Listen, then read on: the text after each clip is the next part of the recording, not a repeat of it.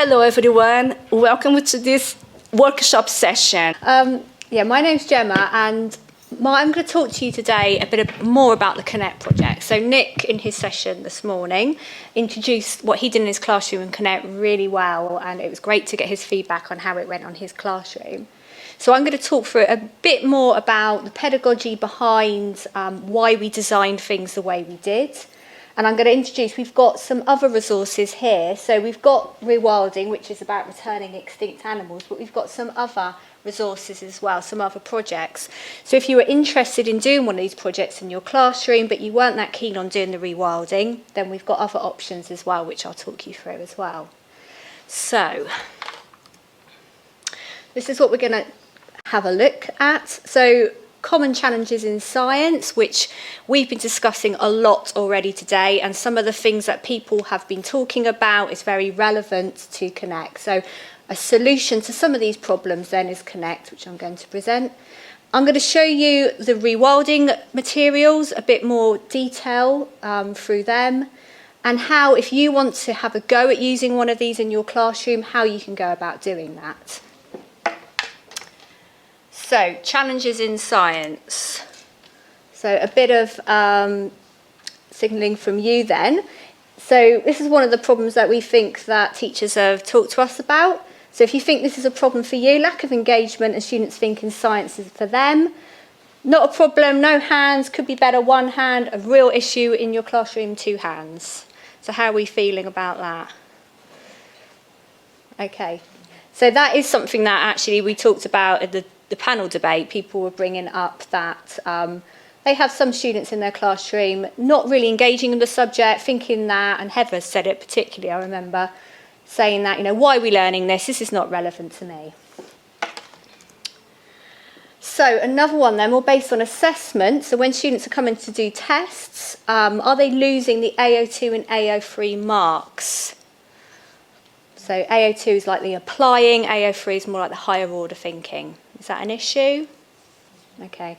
That's something, I'm a governor of my local school, and that's something that the head of department there, we have regular discussions on how we can improve AO2 and AO3. AO1, the students seem to remember, recall facts, they can regurgitate those, but actually when it's questions of unfamiliar problems, that they come unstuck. We haven't been taught that. How do we answer that? Well, you know the relevant information. And AO3, which is like analysing graphs, evaluating data, things like that. In this particular school, the teachers don't really know how to incorporate doing that into their curriculum. They're great at delivering the content, but not so much on the thinking skills, the scientific inquiry skills. Students' lack of confidence in science. Is that an issue? No? Okay. I think the COVID years didn't help matters. Yeah, definitely. Definitely. I mean, students are basically, they lost, nearly 2 years. My daughter's year 8 now, year 6 and year 7, might as well write off. She's starting now at year 7 and year 8. Yeah, total lack of confidence. It is growing. I don't know if you find that with your students. It's beginning to get there, but it's taken longer than it should with those younger students, definitely. Okay, so what are the reasons for these? Again, we talked about these. Any ideas? So lack of time in the curriculum. Is that an issue for you in your school? I don't think so. No? No. Okay, so students aren't building up a good understanding maybe the first time around you teach it, so you're finding you happen to repeat things, that kind of thing? I So think getting it's through like the material? anticipation. Okay. So that instead of offering the same thing with like a daisy, with coming in from all bits, you go one line, and by that time, some of your students are already lost. Yeah. And they think, look, I can't do this. Mm-hmm. And that's it, finished. Okay. Yep. At 8 and year 9, they are better. I moved to another school where we just follow the curriculum. So that's my thought. Yeah, I've seen that, especially now. A lot of schools now are moving across to the 3-year Key Stage 4, aren't they? And Key Stage 3 is just not, there's not so much importance placed on the younger students. But you're right, you need to build up that foundation of understanding if they've got any chance at GCSE. I do feel very much that because the focus is on knowing things, that students who find it difficult to learn, and it isn't because you can't understand, it's because teachers just repeat the same thing again and again. They don't look for diverse ways of developing information or springing interest in something. Do you know how that works? Can you do this? Have you ever noticed when you open the fridge door that your toes get cold? Yeah. I think a lot of time, teachers, it is this lack of time, isn't it? You're kind of rushing through the syllabus. Like, we've got to finish this unit next week. We've got a test that the whole year group are doing that week. And it is that total rushing through it. And the problem with that is that kids don't listen to anything. They train you to say everything twice. So I don't. And I say, listen. And they do. They learn to listen first time round. They don't need the same thing in the same words again. They need the same idea that they didn't catch in different words so that they can. Yep, and so that's applying. So we'll look at that as part of the project as well. And a lack of suitable resources. I know Lucy said before, there's a lot of stuff out there, but it's accessing it, it's choosing the best resources to use for your students as well. Okay, so I'm going to give you what we think is a solution to some of those problems. So it's through the Connect project, which is here, and they're called Science Actions. This is what our resources are called. And they're taught using the sequence of stages called Care, Know and Do. Okay, so these are the 3 stages then. In the care, students are set a challenge. So this is motivating. By the end of this, you are going to be able to complete this challenge. And it's real. It's a real life topical issue. So it is something that is relevant to the world around them. Then in the know stages, we're going to practice applying their knowledge to this new context. That's the AO2. And they're also going to get an opportunity to practice those inquiry skills, the higher order thinking skills, which is AO3. And then the final stage is do, and that's when they're going to combine all the knowledge that they've learnt and the skills to complete that challenge. So they're going to get their result at the end of it. And one big thing about Connect that is different is that we are going beyond the classroom. We are building that science capital. We're involving parents and carers, and we're going to get students to engage with a working scientist or engineer. So they are going to get to experience this with their parents. Hopefully they'll be starting to discuss science more at home, which maybe they don't do at the moment. And they actually get to see a real scientist and how they use science in their work as well. Okay? And Ali introduced you this butterfly earlier. This is the graphic to show you all the different stages and what we are doing. So this is the model that Ali has developed, which is an open schooling model. And I think you'll recognise, those of you who are familiar with the mastery science approach will probably recognise some of the names in the little petals, wings of the butterfly.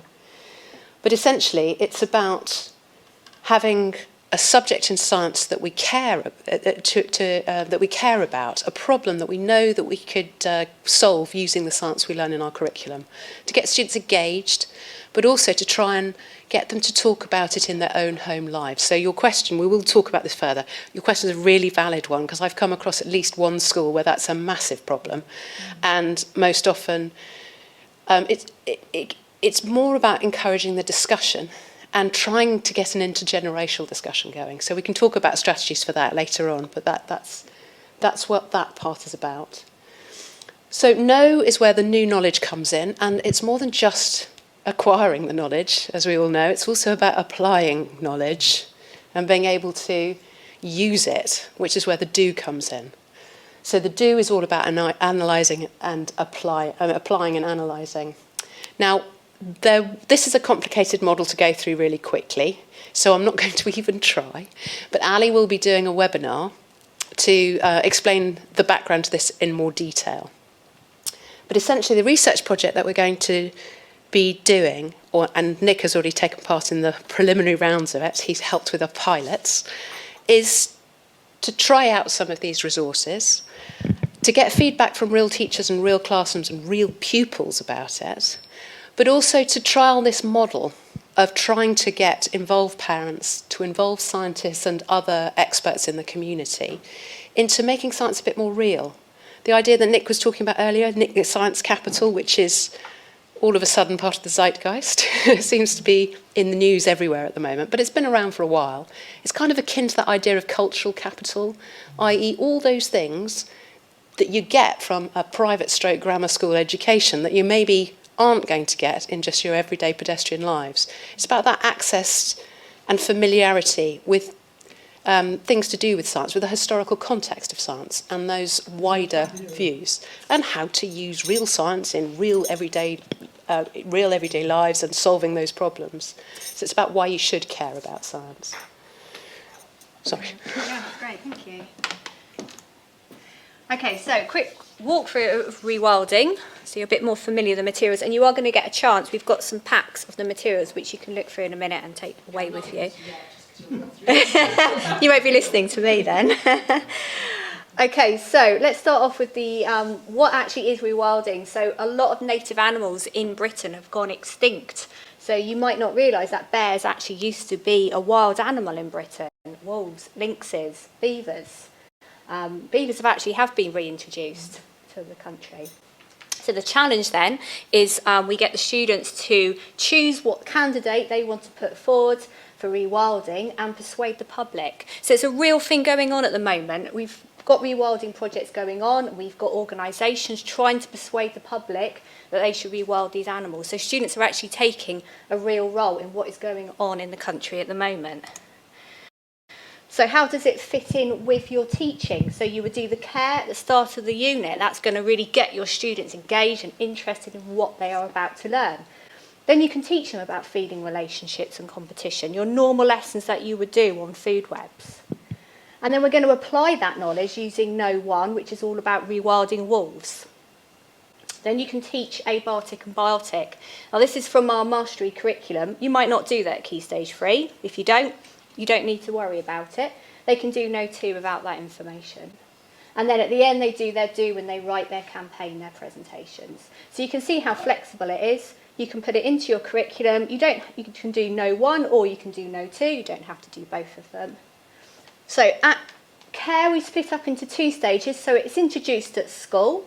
They set the challenge. And then you might be able to get a scientist in, either in the classroom or via Zoom, to talk about rewilding. If you can get an ecologist, even better, and they can go into detail about it. If you can't get a scientist, and there's plenty of videos, and we've got those in the guides that you can use where there is a scientist explaining it.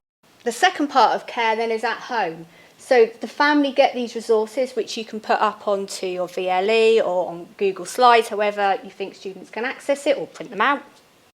And they read pleas from the animals. So the animals are saying, you need to vote for me. This is why. This is what I can do for your country. And you want the students then with their families to discuss the pros and cons of rewilding each one. And then they do their vote. So you can do a Google vote for their favourite. And then when they get back to school, you can discuss what the votes show. I have changed the resources so the bear is not as popular following Nick's feedback. We try to explain that bears may kill you if there are too many of them. There is actually an organisation that do want bears rewilded, so it is something that people want. I was going to quickly add there, one of the things I realised that I did the scientist part. I was the scientist for the introduction to this, and I didn't make sure that they knew how scary bears were. We didn't talk enough about polar bears in garbage and things like that. They just think they'd love bears. They were thinking Paddington. Yeah, they were thinking Paddington, not scary. Okay, so No 1 then. So in No 1 they are going to, remember you're going to teach about feeding relationships, and then we're going to do No 1, which is applying feeding relationships. So they're going to apply what they've learnt to a new real life context. So it's a real life thing that happened in America, in Yellowstone National Park. They had no wolves at all. People hunted them. And they had a big problem because the number of elk and deer increased because they had no predators and they ate all the plants. And so the biodiversity of the area went right down because there were no wolves. So here's the food web before the wolves were introduced. And then what the students do is they told the wolves what the wolves eat, they put the wolves in, and then they predict what's going to happen. And so we also supply this, this scaffold sheet. We're going to go through an example using this problem-solving strategy. So we break down the problem into these stages. Again, this is an optional extra that you can use if you want, but you don't have to. And then the students are going to have a your turn activity where they're going to solve the problem, going back to rewilding, independently. So they can do this at home for homework. So we've given them a woodland food web, and then they're going to put each of those animals into the food web and see what is going to happen. So they're actually having a look at the effect of rewilding on other organisms in that ecosystem. And we include an assessment criteria. So you can do peer assessment, teacher assessment, however you want to do it. And this is, we're using this edge approach. So they go through in the PowerPoint. And this is where we're going to be teaching a new skill. And the different stages that you could use. And it's all about using evidence. And then they get some evidence themselves, some data. And they use those higher order thinking skills then to look at the data, analyse the data. This is another place you could get a scientist in. If you've got a scientist that can come into the classroom, they can help students analyse the data. They can talk about how they use data in their job as well to show the importance of that skill. And then the final stage in the do, the groups then have their animal, they're given a bit of more, they plan their presentation and they present it to the class. And then another role the scientists can take, this can be done over Zoom as well, they can actually assess, watch the presentations and assess, and they're given this checklist to see what parts of the presentation the students did. So the students are practicing their communication skills as well. Okay, so now we've seen one of the science actions there. I'd like you to think about, there's a sheet as well, like evaluation sheet type thing, and I want you to think about then some of the barriers that you might have to overcome if you were to use rewilding or one of the other actions in your classroom, where you might fit this in. Does this fit into your curriculum? So if you have a look through and then have a very quick discussion. Also, Jude mentioned before that there is, we're looking for schools to take part in a trial. It's better when it's animated, but yeah. Yeah, but it's some lovely. And I like the fact that you've used dyslexic-friendly text so that A is correct. It's almost like an assessment of something they previously learned, but not a written, it's not a... Yeah, not an exam not a style test, assessment. Yeah. I mean, they want us to do end of year assessment, but I'd much rather do it like this. Yeah. This is much more fun than... So, thank you very much for having a look at the resources and everything. I will just say a little bit about the research trial that we're doing. Nick took part in the pilot earlier this year, and so we've already made a few adjustments. But as I said, we're trying to get some more in-depth data, particularly to see what the differences are in terms of students' understanding between a traditional approach or an approach like ours, which is much more hands-on and involves the mastery kind of process. So what we're looking for is schools who might be willing in the next, between now and I think June, would be willing to trial the set of rewilding resources and to see, we're trying to gather people to see if they're interested in doing this. And then there'll be a pre and a post test. We also take in some questionnaire data from the students and the pupils, but they're really quick. They're like 10-minute online surveys, so they're quite quick to complete. They give you a bit of feedback and direct you to some resources that might be of interest, both for the students and for the teachers. And that data we're using to assess for things like indicators of science capital. And we look a little bit at what the background of the teachers are and what sort of pedagogies they use in their everyday practice. So if you are interested, please sign up. I should also mention you will have, I'll be facilitating a lot of that, so as part of the research process I'll be available to come in and help coach, mentor, arrange work with scientists, those sorts of things as well will be part of the process. We've got long activities like rewilding, but we also got some shorter ones as well. So if you think doing rewilding is a bit too much for your curriculum, fitting it in, then we have some short ones which just have the care and the do. So they're a lot quicker to do, sort of 1 to 2 lessons long, those ones. So this is where you can get all the science actions from, which is the Connect website. So if you want to take a picture for later to go on to. That, it's, you do need to sign into the platform. And if you click on the resources tab, then you will see all the different different science actions that have been developed for the project. Yeah. Yeah, I think that's it. Okay, so that is basically the end.